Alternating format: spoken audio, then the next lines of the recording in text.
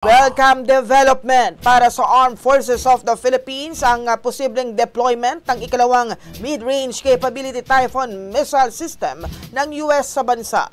Ayon kay AFP spokesperson Colonel Francel Margaret Padilla, the more, the merrier. Makakatulong anya ito sa pagsasanay ng mga sundalo. Inaasahan din ng Philippine Army na mas mapapabilis ang training ng kanilang mga tauhan sa tulong ng Typhoon missile. Samantala, suportado naman ng Philippine Navy ang posibleng pag-deploy ng nasabing missile system na itinuturing nilang mahalaga para sa pagsasanay at pagpapalakas ng kakayahan sa depensa ng bansa. Ang unang Typhoon missile system ay na-deploy sa Pilipinas noong April 2024 bilang bahagi ng mga joint exercise na salaknib at balikatan. Matatandaang nanawagan ng China na tanggalin ang US missile system sa bansa, ngunit ayon kay Pangulong Ferdinand Marcos Jr., handa siyang alisin ito kung titigilan ng China ang agresyon sa West Philippine Sea.